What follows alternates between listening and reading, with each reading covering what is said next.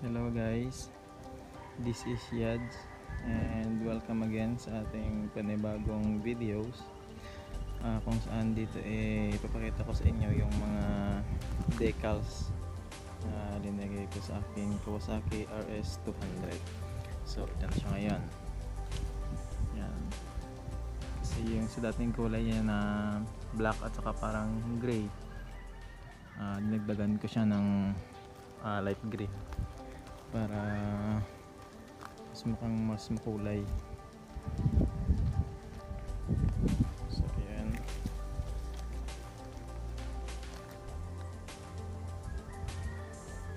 makita nyo. So bali naglagay ako ng pangalan na Kawasaki at yung parang mga ganon ng mga sticker.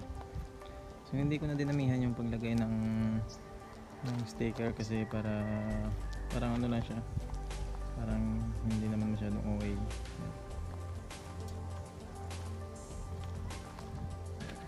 Tapos naglagay din ako sa kanyang sa rim.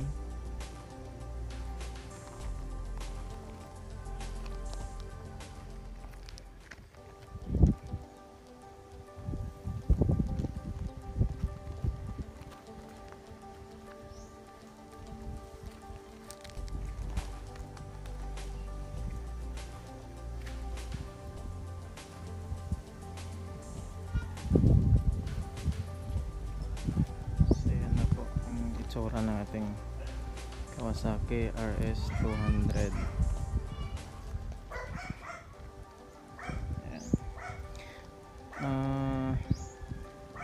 Although nung pagpalit ko ng side mirror, yan yung side mirror niya, medyo nagka problema lang ako ng konti kasi syempre na lang natin yung bali tawag dito, parang hindi naman talaga ito yung original niya kasi yung ginawa lang siya natin ng paraan para maiba lang siya. Kaya nung naibalik ko na, parang may nare-read ako na parang vibration. Kaya tayo yung ginawa ko, naglagay ako ng pad dito para ito ma-press siya, kasi nakabuka siya kasi noon, para ma-press ito at para hindi na tutunog, hindi na magba-vibrate. Kaya ito yun, naayos na. Pero hindi pa ito yung final upgrade ko sa kanya, may dadagdag pa ako sa kanya. Siguro yung dito, yung parang design dito na parang ganyan, parang flaring. So dadagdagan ko yan siya.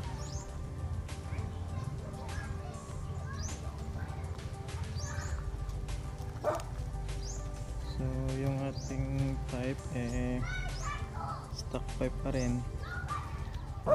Kasi bawal dito kasi sa amin yung yung open pipe dito sa amin sa Capiz, kasi nahuli kapag naka open pipe ka, huhulihin ka. So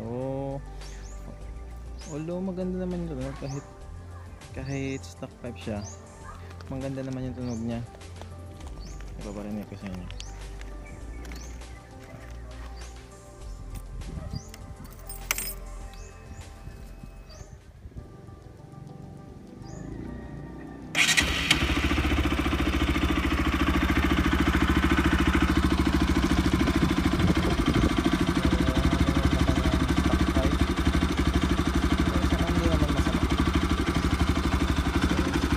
Nakalagay doon sa niya sa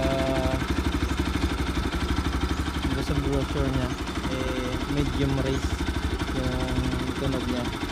Kaya ayos na. At saka yung napansin ko sa kanya, pag tumatakbo ka na ng 80 kilometers per hours pataas, nag-iiba yung tunog, yung parang may iba pang tumutunog sa kanya.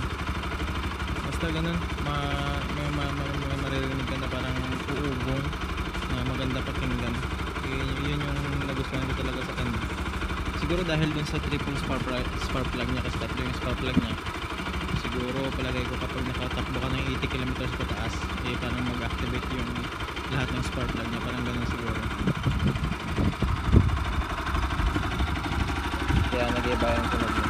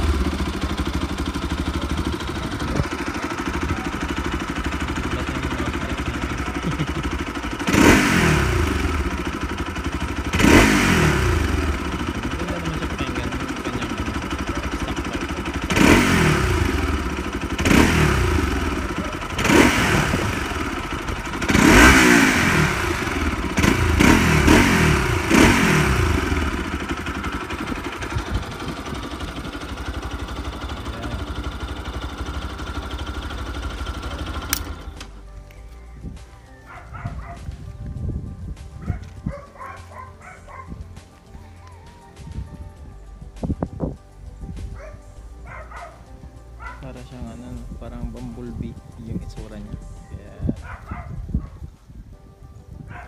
Kaya hindi naman lahat ng ng motor ay perfecto. Meron ka talagang babaguhin. Kaya yun sa akin yung binago ko, yung kanyang yung kanyang side mirror at saka yung kanyang tail light. Kasi kahit maganda na yung, kahit ngayong iba na magaganda na yung motor nila, binibago pa rin nila. Depende sa hilig at saka depende sa kung ano yung nagugustuhan ng looks ng motor mo. Kasi sabi ka nila nagre-reflect daw yan sa sa nagdadrive.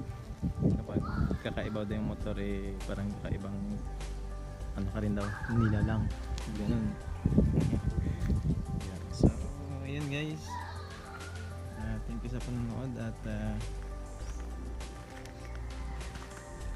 marami pa tayong gagawin mga videos tungkol sa ating RS200.